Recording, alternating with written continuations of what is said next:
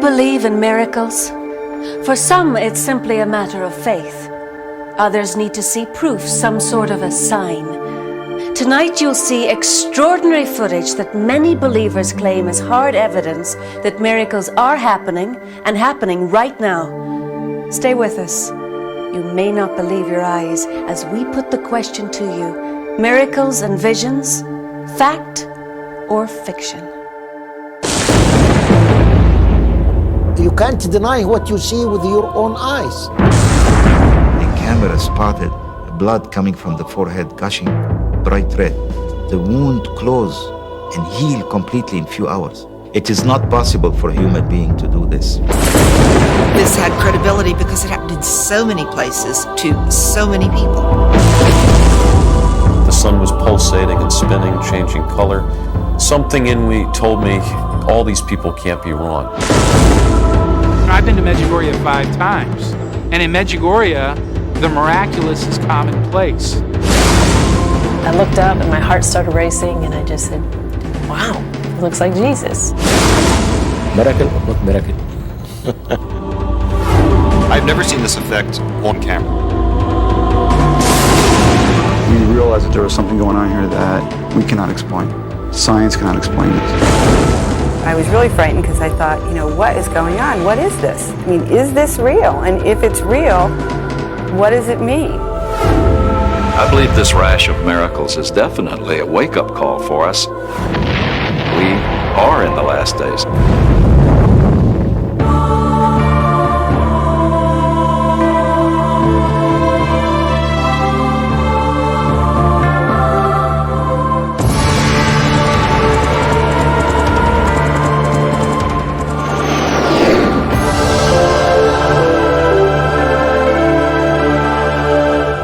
In recent years, there have been more reported miracles than ever before.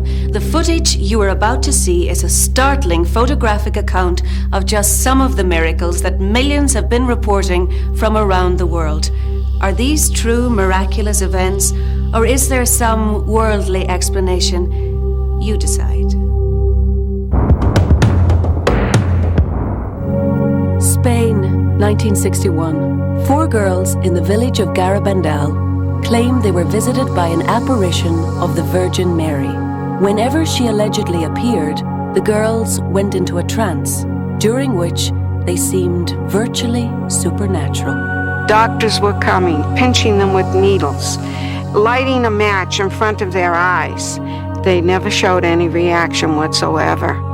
What many consider the true miracle of Garabandal is what happened in front of hundreds of witnesses on July 18th, 1962. The girls claimed they'd been receiving an invisible communion wafer, but what happened to one of the girls convinced many of the disbelievers.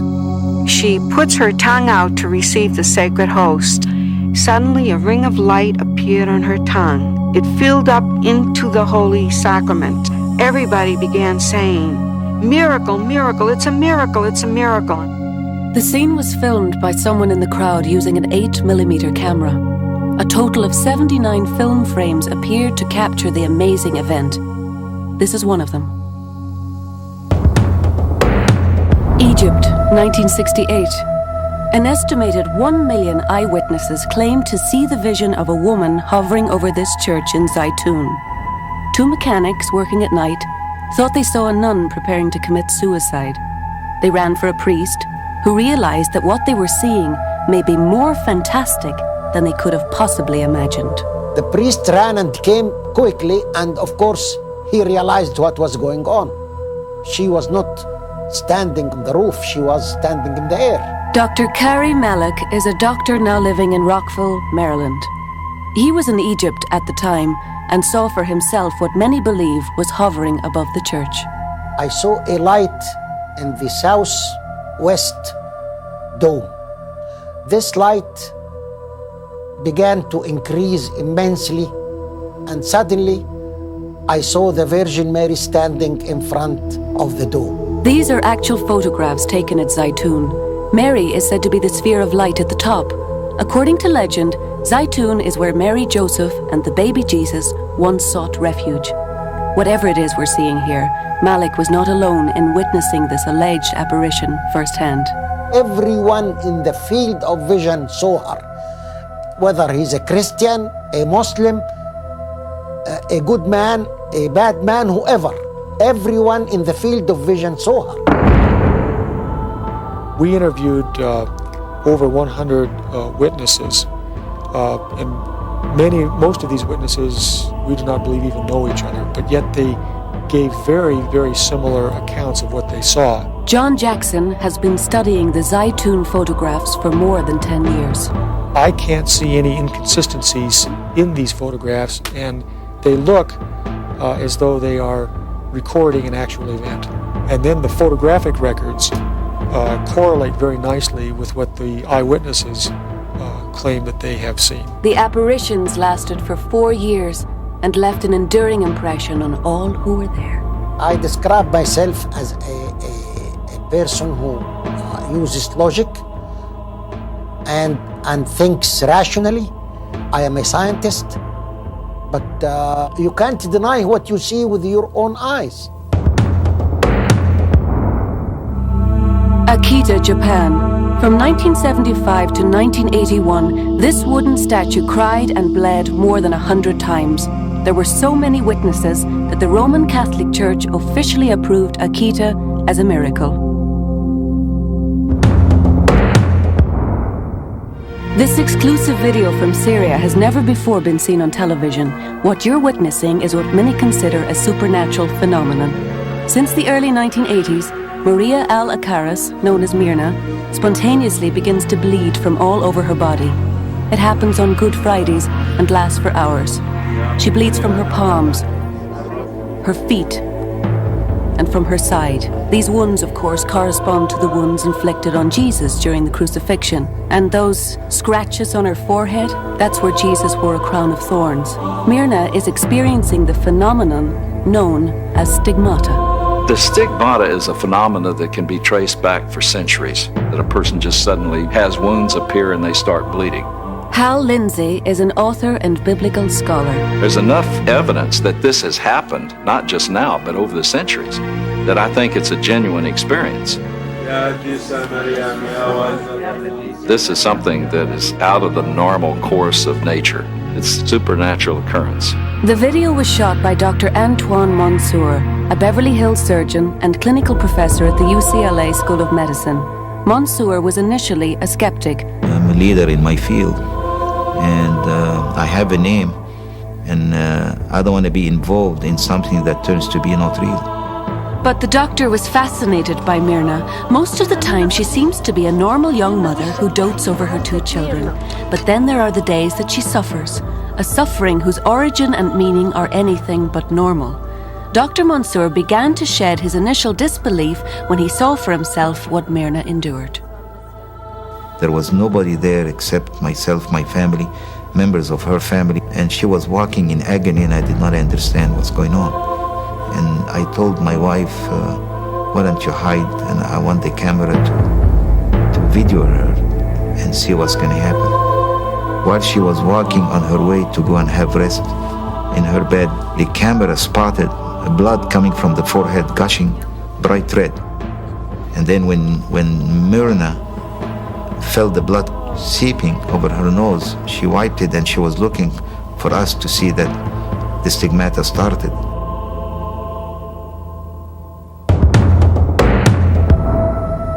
After a while, the people start to expose the feet. I saw a red knob, and then this red knob start to open, and the blood came out of it. And it's a view of how Jesus was hammered with a nail. I was really astonished, because I couldn't believe before that this could happen. Now I'm witness myself. I'm seeing it with my eyes, but I want to see more. So I waited, and after a short period, the hands, the palm of the hands in the middle, also appeared red knob on each one, and simultaneously blood started to appear the left side of her body. What amazed Dr. Mansour as much as Myrna's spontaneous bleeding was how miraculously her wound seemed to heal. The wound closed and heal completely in few hours. It takes about, in the abdomen, 1 week, in the peripheral extremities, maybe 10 days to 2 weeks, and so forth. But to have a wound to close in few hours, we never heard about it. It is not possible for a human being to do this. It's impossible to fool a physician. We know all the tricks. Dr. Mansour was so amazed by what he witnessed that he invited other doctors to study her stigmatic condition. One is a thoracic surgeon, and one was an anesthesiologist, and they all came back with the same conclusion, that it's impossible that her phenomena can be explained scientifically and medically. We are witnessing a supernatural phenomenon. A phenomenon that has been officially recognized by the Greek Orthodox Church as a miracle. Myrna herself professes neither joy nor sorrow over her stigmatic experiences. To her, it's beyond human comprehension. However, it has led many to view this otherwise ordinary woman as a messenger from God. No official word yet on this extraordinary event that literally swept the world. On September 22, 1995, eyewitnesses in India began reporting accounts of Hindu statues drinking milk. The word spread quickly. Before long, the Delhi and Bombay stock exchanges were closed, so the traders could feed the statues. Then the federal government closed down. Within 72 hours, statues were reportedly consuming milk by the litre in Hindu communities around the world. Millions flocked to temples and shrines in the United States, Hong Kong, Canada, and Indonesia. In London, it was at the Vishwa Temple that the tiny marble statue of Nandi, the cosmic bull, began drinking milk. Tom Leonard, a reporter for London's Evening Standard, was more than just a witness. I held the spoon up. A man, an assistant, was holding it slightly for me. Now, he tipped the spoon slightly when it reached the elephant's mouth, but not enough to justify what then happened, was the milk just sucked up completely from the spoon. Now, the second time, I actually asked if I could just hold the spoon myself, and I did, and no one held my hand then, and it still got sucked up. Patricia Miller of Miracles magazine believed this was definitely a miraculous event. It was a bizarre story. And it flashed around the world, and then it went in about 3 days. Everyone I talked to was mystified. This had credibility because it happened in so many places to so many people. What does it take to convince us that we're witnessing a miracle? For most people, it takes an extraordinary event. Suddenly, they're not sure what they're seeing, what is real and what isn't.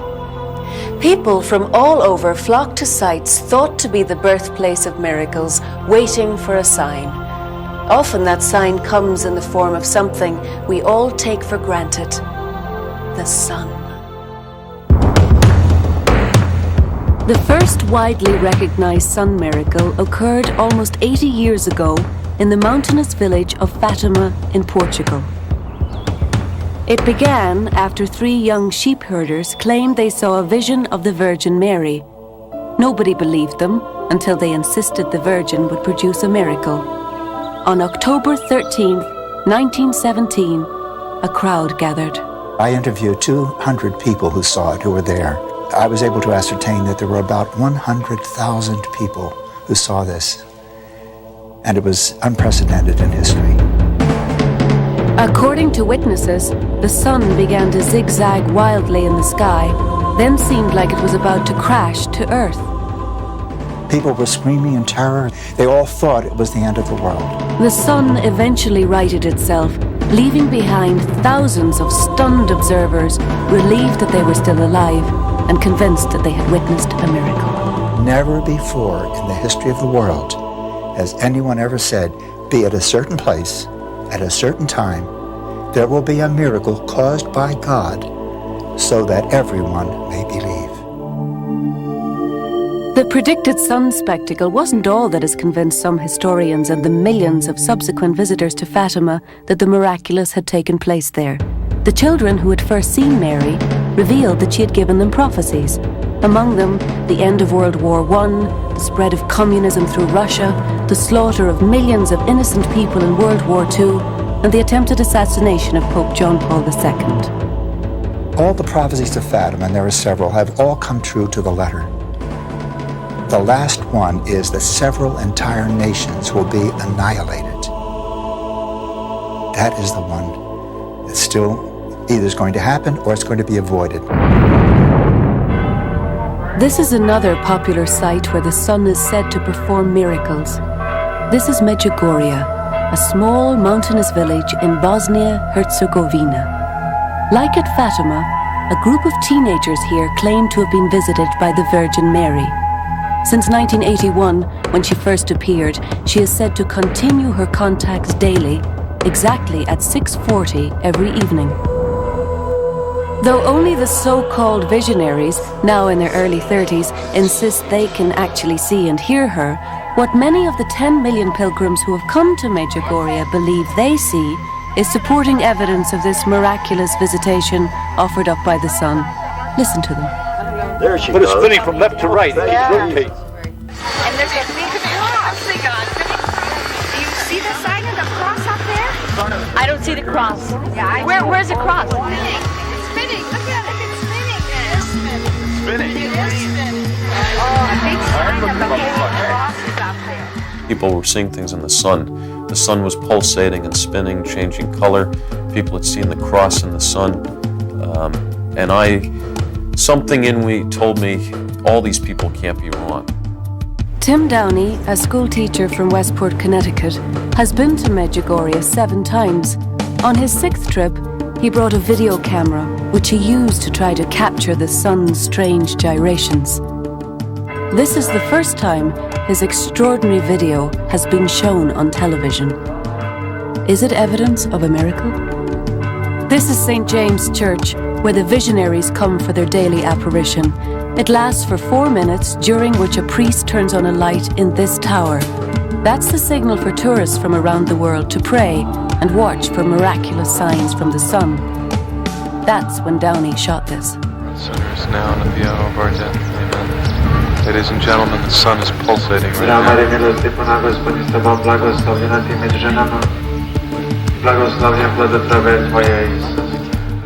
The sun was not doing that, period, end of it.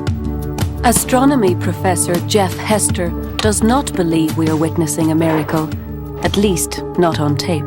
If the sun showed that kind of variability, it would make such a tremendous splash in astronomical circles as to, none of us would be talking about anything else. Pray for us sinners now and at the hour of our death. Amen. I have seen very, very similar phenomena on many occasions, just as a result of the way that a video camera looks. I think that the reason the sun is pulsating is because the aperture is closing and opening. What it's doing is it's adjusting to the sun's position in the frame and also how much darkness there is surrounding the sun in the frame. Well, people might say, well, the video was faked. People might say, well, maybe it was the camera. I don't know. It's up to them. They can believe or not believe. I have nothing to prove. I mean, I took this simple video and that's the way it is. But this is what's happening in this village, even as we speak. Downey is not alone in capturing on tape or film what at least appear to be supernatural displays over Medjugorje. These are other photos taken by visitors. Is this the face of Jesus in the clouds? Do these clouds look like a cross to you? And what do you think is making this cross glow so mysteriously? Whatever the explanations, these are only some of the seemingly miraculous events reported in Medjugorje. I've been to Medjugorje 5 times, and in Medjugorje, the miraculous is commonplace. As a former intelligence officer and Soviet strategist, Tim Klauk is used to separating fact from fiction. When you get one miraculous story, I think you need to be fairly skeptical of it. But when you get these same types of stories coming from sincere people from around the world, I think it adds to the credibility. I think it's something that you have to seriously consider that it is authentic and that there's something supernatural happening in this village. Is it supernatural that a town in the midst of a devastating war has somehow escaped destruction? That during the heaviest part of the fighting, not one villager recruited into the Croatian army was killed on the front lines, and that when Serbian pilots dropped cluster bombs on Medjugorje, the bombs did not go off.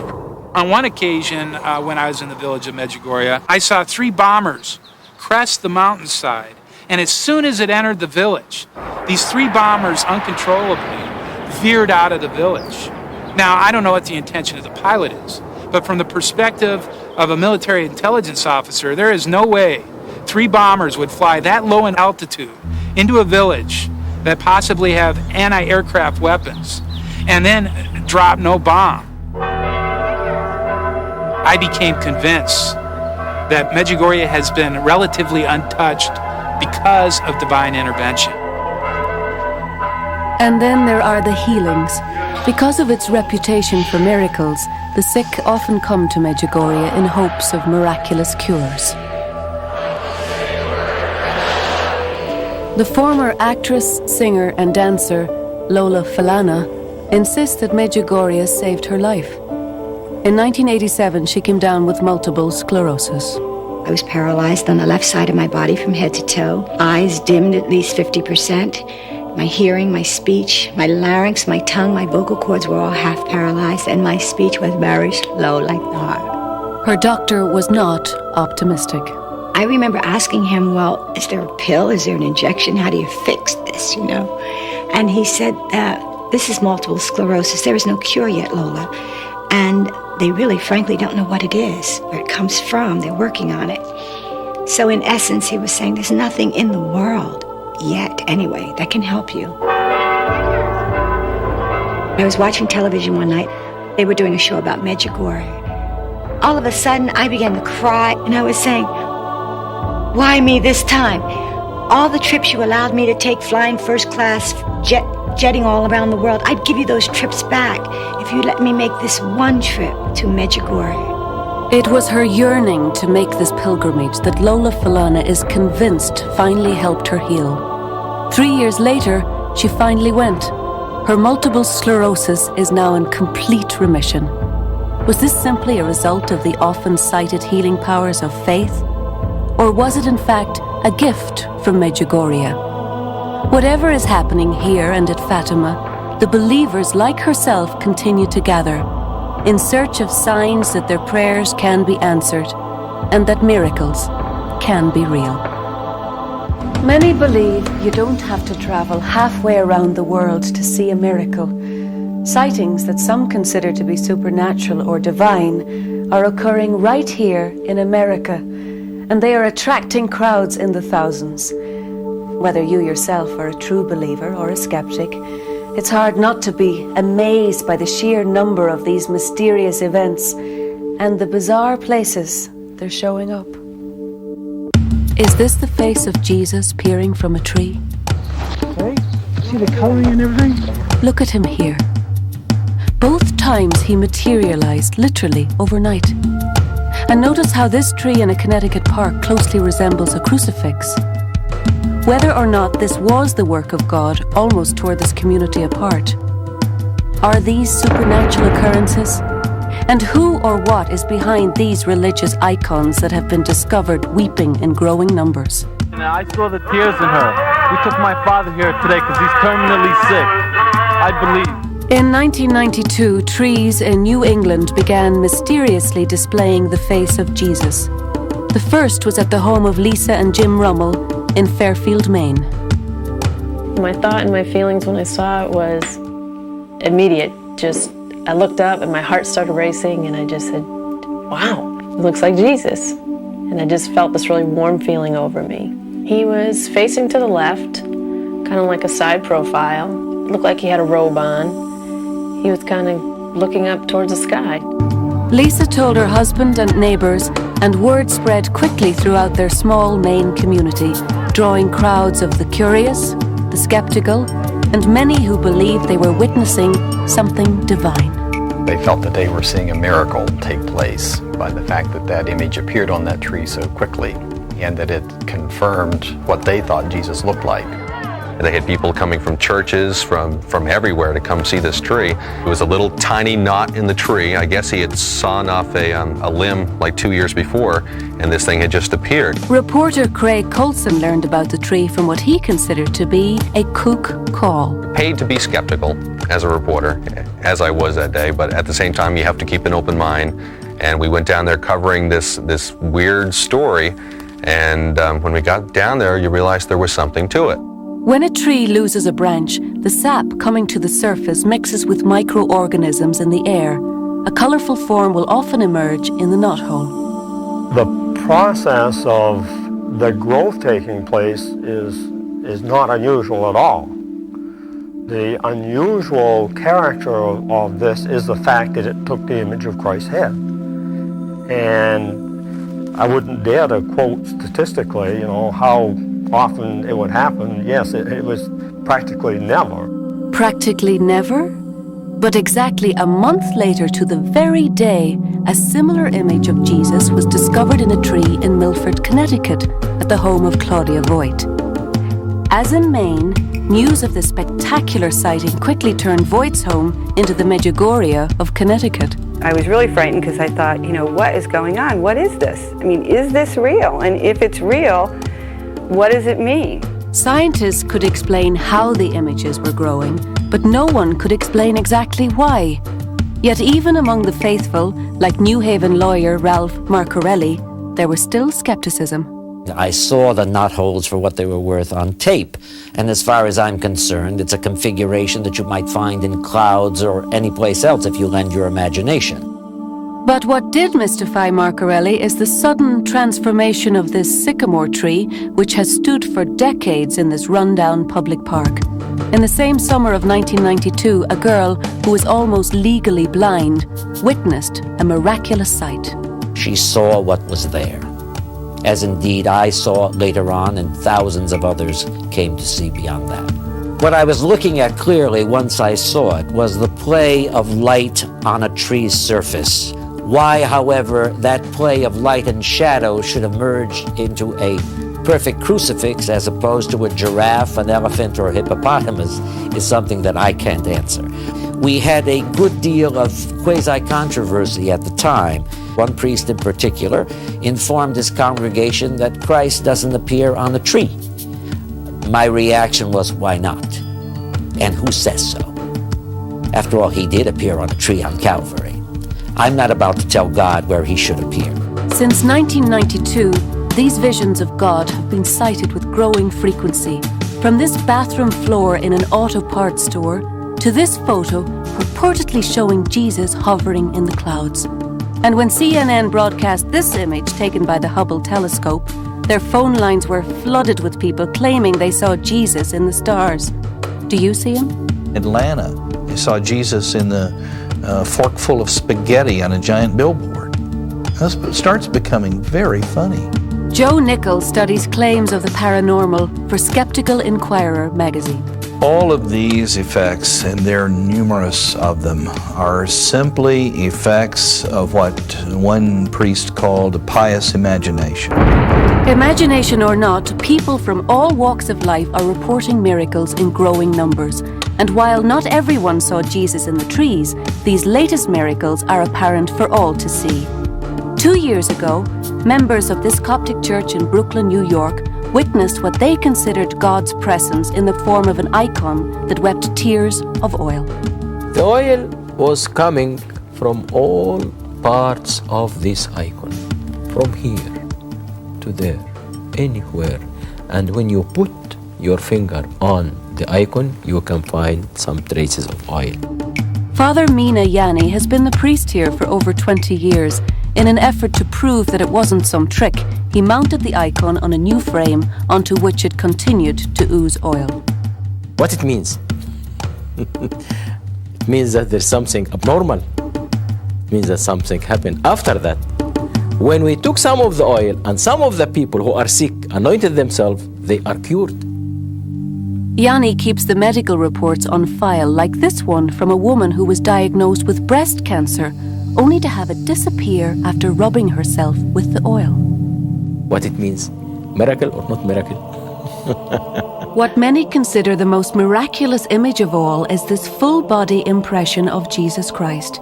You are looking at the Shroud of Turin, which many believe is Christ's actual burial cloth. Fact or fiction, it's a debate that has gone on for centuries, and recent tests have only added to the controversy. If this is the burial cloth of Jesus, then that means that this cloth wrapped the body of Jesus at the very cornerstone event of Christianity, namely the passion, death, and resurrection. John Jackson is a naval physicist who, along with his wife Rebecca, head the Turin Shroud Center in Colorado.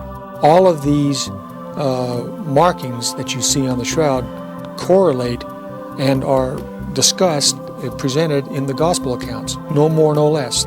And so therefore, one can make the reasoned hypothesis, if you will, that this is the image and therefore the burial cloth of Jesus. Ever since it was found centuries ago in Europe, the shroud has been carefully controlled by the Church, where it is treated as a true religious artifact. Others, however, remain skeptical. The Shroud of Turin was a fraud, born in deceit, made by a forger. There's nothing holy about it. And it's a fake image made by an artist about the middle of the 14th century.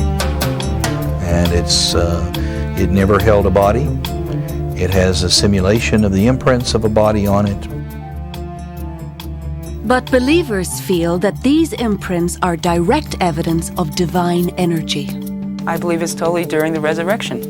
It was a body of light, could be possibly similar to that in the Zaytun apparition, a strong body of light, radiation, whatever. This remains for us to research, but I think it's during the resurrection process.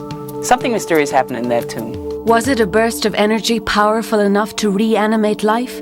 The most advanced scientific tests have been applied to the shroud in order to find out. 3 different laboratories using the most sophisticated modern equipment radiocarbon dated the shroud to the 14th century. However, the very latest studies have shown that the original tests may have been flawed. According to Barry Schwartz, the official photographer for the Shroud of Turin research project in 1978, these errors may be the result of a fire in 1532 which deposited a layer of carbon on the fabric. Nevertheless, many of the marks on the cloth seem to support the shroud's authenticity, such as these, which look exactly like those inflicted by Roman torture devices. The Roman flagrum was a 3-thonged leather whip with lead or bone dumbbell-shaped weights on the end. And a forensic pathologist has actually taken a Roman flagrum and laid them onto this life-size image of the shroud, and they match very closely. Perhaps the most startling and convincing evidence that this cloth indeed wrapped the dying body of Jesus are these dark spots which many consider to be his spilled blood. The main reason that one might hypothesize that this is the burial cloth of Jesus comes from what we see on the shroud, primarily in the bloodstains. We have wounds in the wrist, blood flows going down both forearms. We've got blood flows on the frontal part of the feet, dorsal part of the feet, as if by a nail. Aside from the stains, which skeptics say could be paint rather than the actual blood of Jesus, tests have revealed microscopic particles on the shroud that may also point to its authenticity. The shroud was discovered in Italy. Its believers claim it was wrapped around Jesus when he was buried in the Middle East. It's been noted that there are a predominance of pollens found on the shroud which come from the Middle East.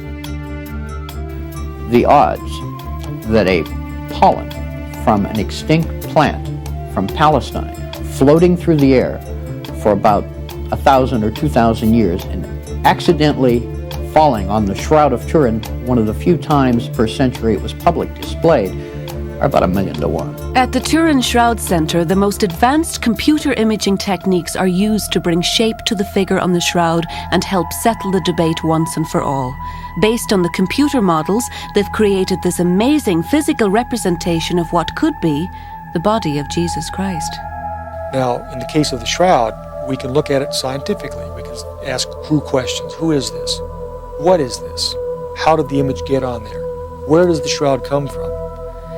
All of these can be answered by scientific data and scientific analyses. But the why, what does this mean? What's the significance of this? Science is mute here. The shroud may be the only single thing on the planet that allows science and religion to reside side by side, face to face, if you will.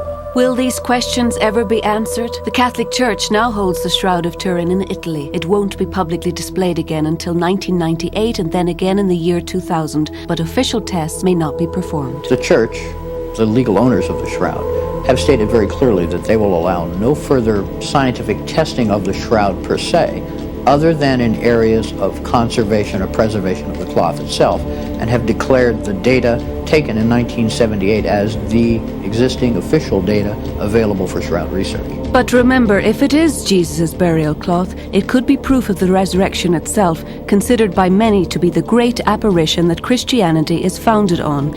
Even if scientists examine the shroud again, it's likely the controversy will never die, and people's deeply held feelings about this extraordinary piece of history will not diminish. It's really not an article of faith of the Catholic Church, and many educated and intelligent and scientific-minded Catholics would say that the shroud's too silly for words and an embarrassment to the Church. As a Jew, I believe that the image on the Shroud of Turin documents the man Jesus. I believe that it's significant to about 800 million or so people on this planet, those that are Christians. And so I think it's important as a document, as a record, and as, if you will, a photograph of this man. Some supernatural events have been officially judged to be miracles. The Catholic Church actively investigates icons that appear to weep and people who claim to be visionaries. It took 13 years before Fatima was declared a miracle worthy of belief. One of the most controversial claims of the miraculous currently under scrutiny is occurring right here in America in the state of Georgia.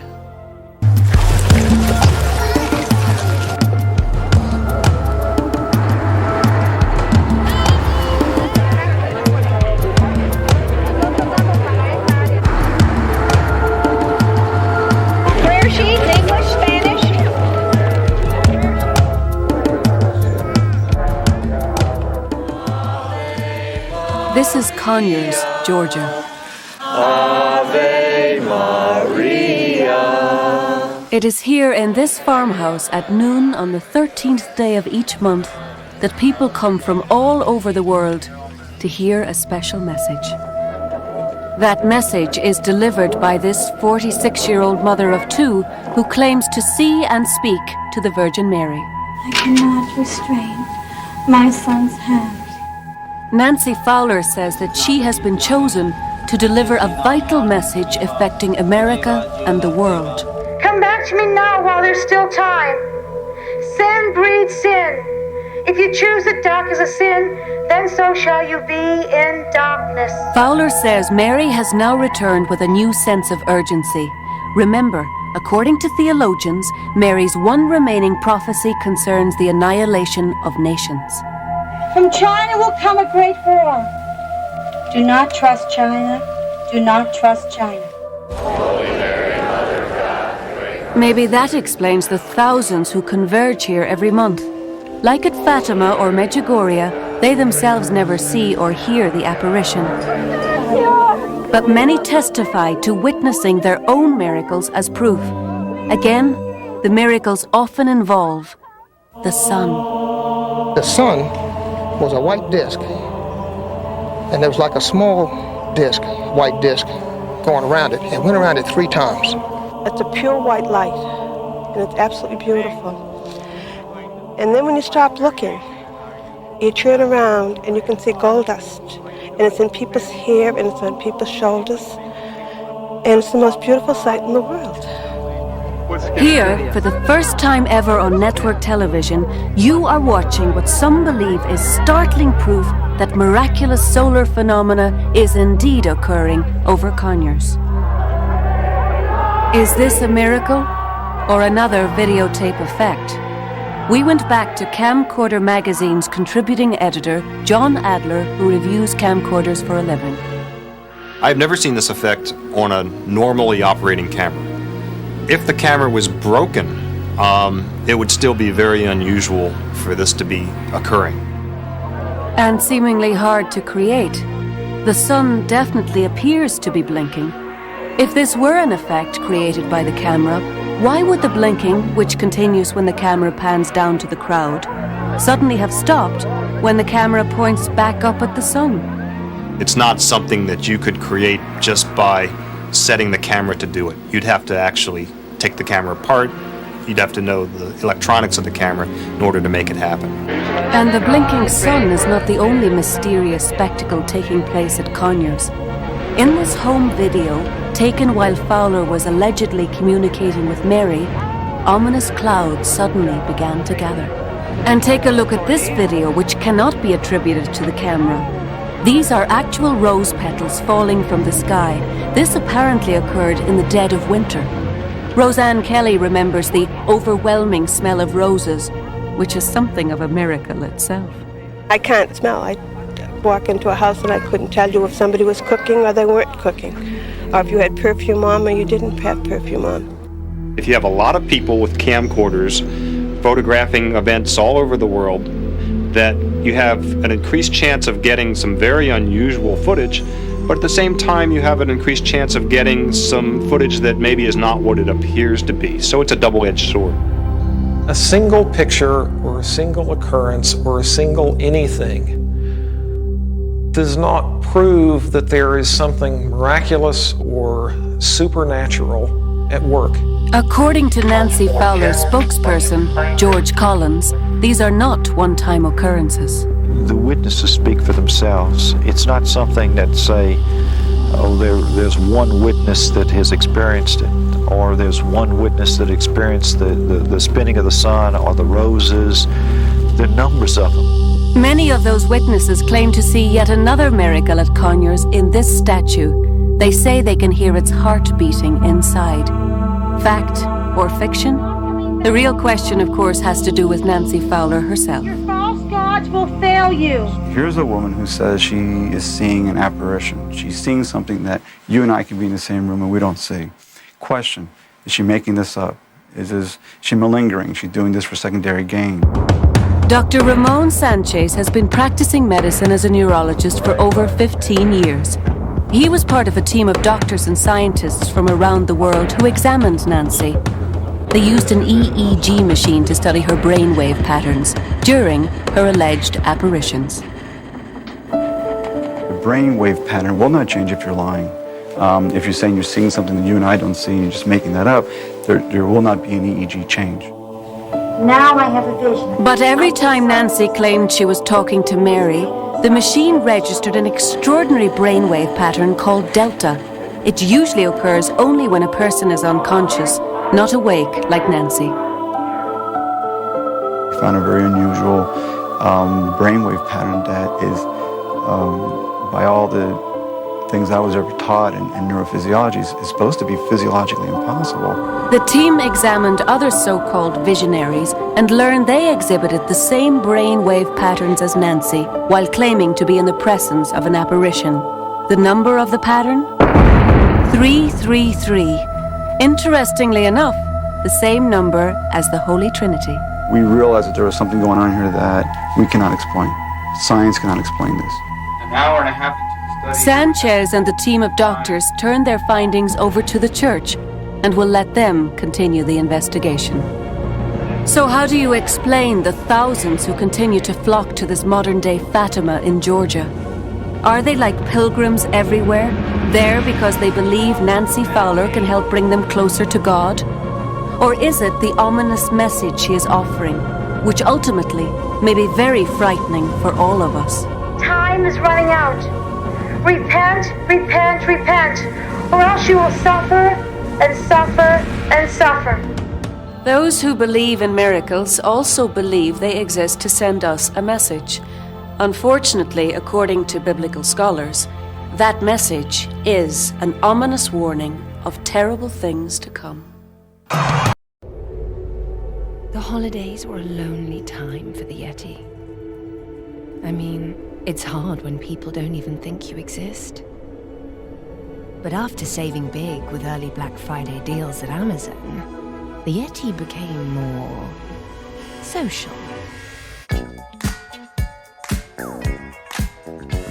Delle donne non mi fido, il corteggiamento è un rito troppo spesso. Oh, yes, please. Che una donna.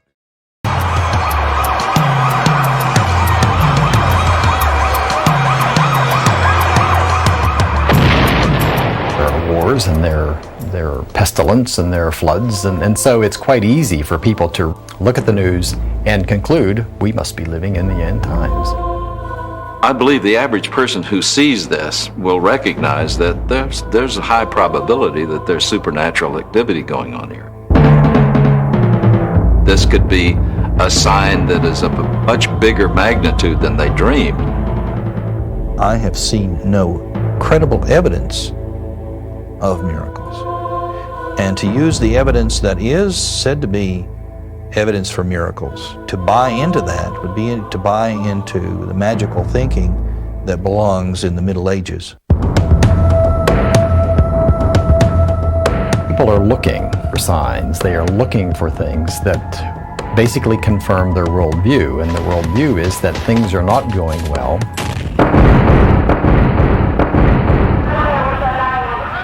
So what does today's bad news have to do with miracles? Well, the prophecies from these visionaries seem to be coming true.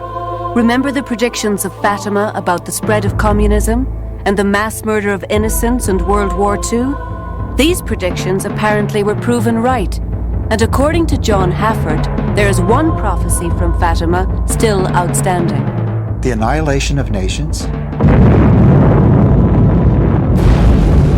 Several entire nations will be annihilated. Annihilated means rendered unto nothing. Wiped out. This is not the only time we've heard this frightening message. Nancy Fowler in Conyers, Georgia, is also predicting a great war. There was another vision in which I saw many military troops on U.S. soil. I saw the shoreline. They were Oriental soldiers. Anybody who's read a newspaper lately knows that China has recently begun flexing its military muscles.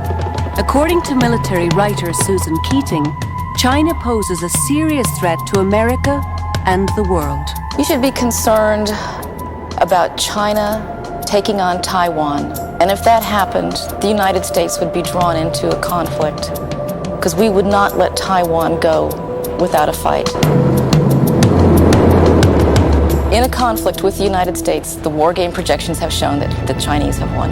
What apparently makes the thousands who flock to places like Conyers and Fatima believe these dire predictions all the more is that they come directly from the Bible. In Revelations, the last book of the New Testament, it states that the end of the world will come through a great battle at Armageddon.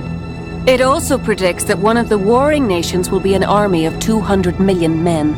China is the only nation on Earth capable of marshalling such an army. It has increased its defense spending by 140%. It has very definitely got into the arms exporting and arms building business. It literally dwarfs the Reagan defense buildup that we saw in this country a few years ago. And China is in the war business. But there's more. Revelations also says that the war to end all wars involving this great army will take place in the Middle East and center around Israel. If you yourself find all this biblical prophecy hard to believe, people in Israel take it very seriously. In Israel, many look to the Bible for their very survival. This man is part of a group of rabbis who use the latest computer technology to interpret prophecies from the Bible. We put the Bible into the computer. We use some modern things to get truth from the Bible. The rabbis regularly input names and events into the computer, and it outputs biblical prophecies that relate to it. Amazingly, when they inputted the name of recently assassinated Prime Minister Rabin, the computer pulled up the name Amir. the name of his alleged assassin. Is this yet another sign of a prophecy come true? A prophecy that some would say has brought us closer to the end of the world? Or are all these predictions merely coincidences, and the miraculous signs allegedly sweeping the world more a result of imagination than reality? I would say that what's happening is partly a sociological effect of people needing to feel some kind of real effect in their lives instead of just sitting in church and listening to old stories and tales. They want to actually directly experience religion. I believe this rash of miracles is definitely a wake-up call for us because they are things that were predicted, and definitely when you take them in consideration with other signs, it's a wake-up call. We are in the last days, I believe. Are these true miracles? We don't claim to have the answers, but we hope the footage and eyewitness testimony you've seen tonight will help you make up your own mind. According to a recent poll, 70% of Americans believe in miracles. The answer is ultimately as personal as faith itself. I'm Roma Downey. Good night.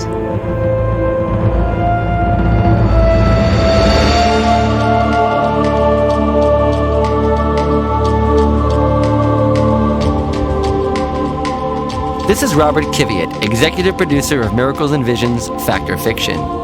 Due to overwhelming public interest in this subject, and specifically the never-before-seen footage which many experts say could show actual miraculous events, coming up next, and exclusively for this home video, you will see some of the most startling videotaped evidence in its original uncut form.